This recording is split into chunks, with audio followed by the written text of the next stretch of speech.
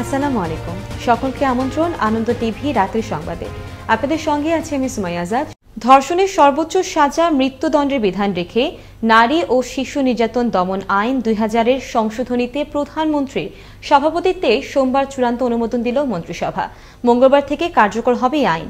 সহকর্মী এসবি বুলবুলের প্রতিবেদনে আরও জানাচ্ছেন মোস্তফা কামাল তোহা, ক্যামেরায় ছিলেন খলিলুর রহমান। ধর্ষণের সর্বোচ্চ সাজা মৃত্যুদণ্ডের বিধান রেখে নারী ও শিশু নির্যাতন দমন আইন 2000-এর সংশোধনীতে চূড়ান্ত অনুমোদন দিয়েছে মন্ত্রিসভা। প্রধানমন্ত্রী শেখ হাসিনার নেতৃত্বে সোমবার সকালে মন্ত্রিসভার বৈঠকে আইনের সংশোধনী প্রস্তাবটি অনুমোদন করা হয়। এর ফলে বিদ্যমান নারী ও শিশু নির্যাতন দমন আইনের সংশ্লিষ্ট ধারায় সংশোধনী আনা হবে। প্রধানমন্ত্রী গণভবন থেকে ভিডিও কনফারেন্সে যুক্ত হন। এতে সচিবালয় থেকে মন্ত্রী ও প্রতিমন্ত্রীরাও যুক্ত ছিলেন। সোমবার সচিবালয়ে সাংবাদিকদের সাথে কথা বলেন সড়ক পরিবহন ও সেতুমন্ত্রী ওবায়দুল কাদের। বিভিন্ন বিষয়ের পাশাপাশি ধর্ষণ প্রসঙ্গে বলেন, ধর্ষণের সর্বোচ্চ শাস্তি নিশ্চিতে প্রধানমন্ত্রী নিজ উদ্যোগে কাজ করছেন। প্রধানমন্ত্রী নিজে উদ্যোগ নিয়েছেন এবং এটা সর্বোচ্চ শাস্তি। আমার মনে হয় মানুষের চোখের ভাষা, মনের ভাষা প্রধানমন্ত্রী ভালো বোঝেন এবং যেখানে আমার দেশের জনগণের এটা আজকে জনদাবিতে পরিণত হয়েছে, কাজে এটাকে আমরা অবশ্যই স্বীকৃতি দেব এবং এই লক্ষ্য বাস্তবায়নে সরকার দৃঢ় প্রতিজ্ঞ। ধর্ষণের সর্বোচ্চ শাস্তি মৃত্যুদণ্ড।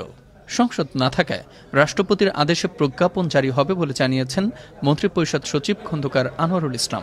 এ সময় তিনি বলেন, যেহেতু বর্তমানে অধিবেশন নাই সংসদের এবং আশু ব্যবস্থা গ্রহণ খুবই জরুরি হয়ে পড়েছে, তা সেই জন্য মহামান্য রাষ্ট্রপতির কাছে যদি সন্তোষজনকভাবে প্রতীয়মান হয় তাহলে তিনি বাংলাদেশের সংবিধানের অনুচ্ছেদের 93-এর প্রদত্ত ক্ষমতা বলে অধ্যাদেশ প্রণয়ন ও জারি করতে পারেন। যাবজ্জীবন সশ্রম কারাদণ্ড শব্দগুলির পরিবর্তে মৃত্যুদণ্ডে বা যাবজ্জীবন সশ্রম কারাদণ্ডে শব্দগুলি প্রতিস্থাপিত হবে। দেশে সম্প্রতি ধর্ষণের ঘটনায় সারা দেশে প্রতিবাদের ঝড় ওঠে।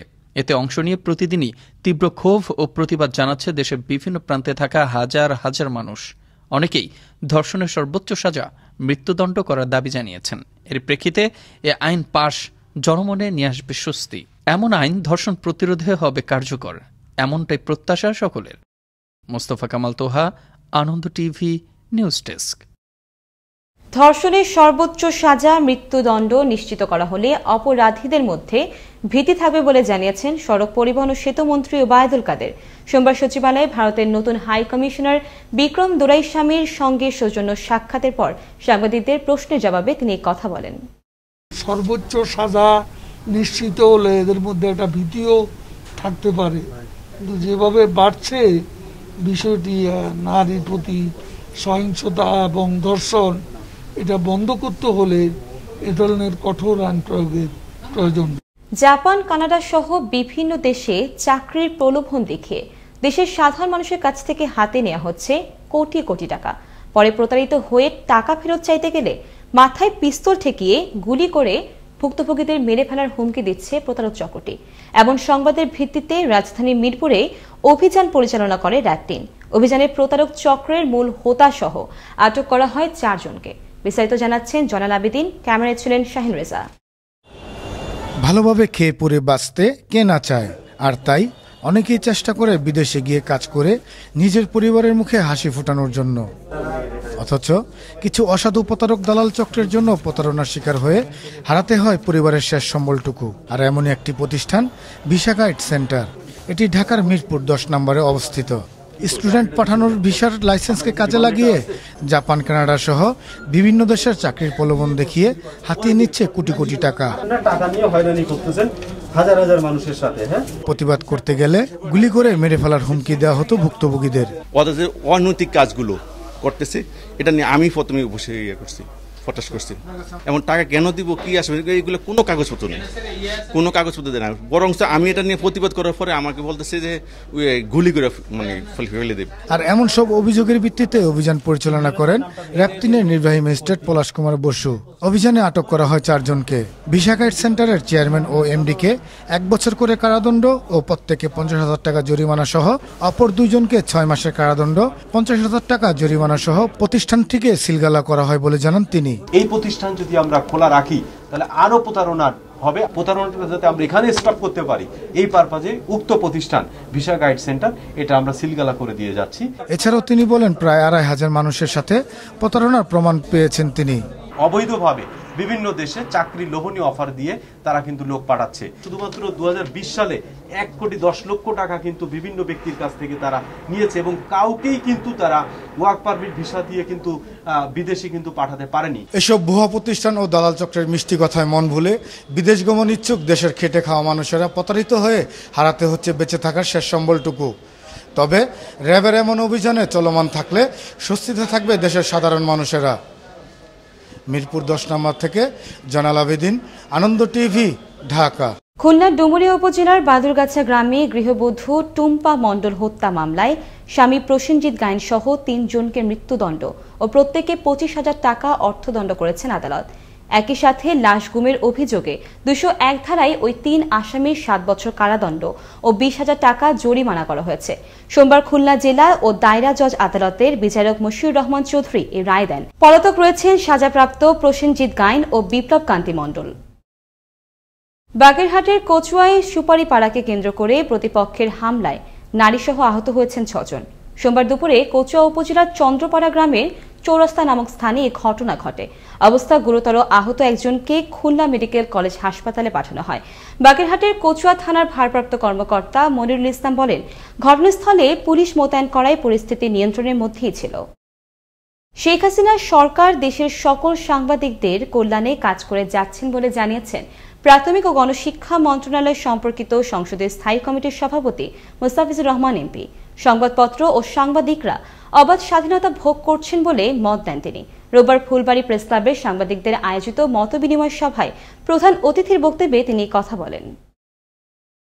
টাঙ্গাইলের মির্জাপুর উপজেলার বানাইল ও আনাইতারা ইউনিয়নকে প্রস্তাবিত ধলেশ্বরী উপজেলায় সংযুক্ত করার প্রতিবাদে টাঙ্গাইলের মির্জাপুরে সোমবার সকালে ঢাকা টাঙ্গাইল মহাসড়কের পাকুল্লা অংশে মানববন্ধন ও সমাবেশ অনুষ্ঠিত হয়েছে। হাজারো মানুষের উপস্থিতিতে রাস্তা অবরোধ করে এই কর্মসূচি চলে প্রায় ১.৫ ঘণ্টা। মির্জাপুর উপজেলার প্রতিনিধি সানার হোসেনের তথ্য ভিডিও চিত্রে আরো জানাচ্ছেন ফয়সাল মাহমুদ। জানা যায় তথাকথিত ধলেশ্বরী উপজেলায় প্রস্তাবিত মির্জাপুর উপজেলার বানাইল ও আনাইতারা ইউনিয়নকে সংযুক্ত করার প্রতিবাদে মানববন্ধন ও বিশাল সমাবেশের আয়োজন করে বানাইল ও আনাইতারা ইউনিয়ন সর্বদলীয় সংগ্রাম পরিষদ। হাজারো জনগণের ঢলে ঢাকা টাঙ্গাইল মহাসড়কের পাকুলা এলাকায় প্রায় ১ কিলোমিটার এলাকা তখন মির্জাপুরে আছি, মির্জাপুরেই থাকবো সহ বিভিন্ন প্রতিবাদী স্লোগানে উত্তাল হয় মহাসড়ক। মানববন্ধনে অংশগ্রহণকারী এলাকাবাসী জানান, আমরা মির্জাপুরে আছি, মির্জাপুরে থাকবো। ১০০ বছরের ঐতিহ্যের সঙ্গে আমরা থাকতে চাই। ধলেশ্বরী নামে যে প্রস্তাবিত উপজেলা করা হয়েছে সেটা আমাদের এই অঞ্চলের মানুষের জন্য অনেক অনেক দূরত্ব। পার্শ্ববর্তী 2টা ইউনিয়ন আনাইতারা এবং বানাইল আমাদের সাথে আছে এবং আমরা চাই যে তারা আমাদের সাথে থাকবে। এ সময় দুপাশে যানজটের সৃষ্টি হলে ভোগান্তিতে পড়ে সাধারণ যাত্রীরা। পরে আধ ঘন্টা চেষ্টার পর মহাসড়কে যান চলাচল স্বাভাবিক করতে সক্ষম হয় আইন শৃঙ্খলা বাহিনী। অবস্থানটুকু জানাতে চাচ্ছে যে তারা আলাদা নতুন থানা চায় না, এই ইতিহাসে তারা আসছে, মানববন্ধন করছে, রাস্তার পাশে এসছে।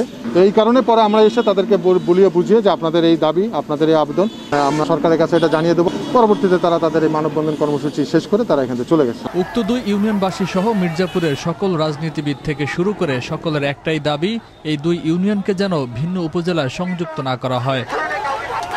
ফয়সাল মাহমুদ, আনন্দ টিভি, ন্যাশনাল ডেস্ক। আশুলিয়ার ইয়ারপুরে জমি নিয়ে বিরোধের জেরে ভাতিজার হাতে খুন হলেন চাচা। নিহতের পরিবারের অভিযোগ, জমির মাঝখান দিয়ে একটি রাস্তা দেওয়ার জন্য দীর্ঘদিন ধরে অভিযুক্তরা চাপ প্রয়োগ করে আসছিল।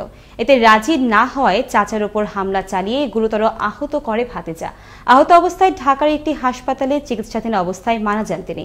পুলিশ জানায়, নিহতের পরিবারের অভিযোগের ভিত্তিতে তদন্ত করে প্রয়োজনীয় আইনানুগ ব্যবস্থা নেওয়া হবে।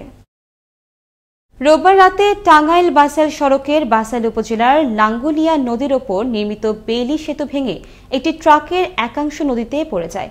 এতে বন্ধ রয়েছে সড়কটি দিয়ে সকল ধরনের যানবাহন চলাচল। এই ঘটনায় বালু ভর্তি ট্রাকের ভেতর একজন ট্রাকের হেলপার আটকা পড়ে যায়। পরবর্তীতে তাকে উদ্ধারে বাসাইল ও টাঙ্গাইল ফায়ার সার্ভিসের 2টি ইউনিট তৎপরতা চালিয়ে প্রায় 1.5 ঘণ্টা পর উদ্ধার করে। রাতের সংবাদে এই ছিল এখনকার মতো।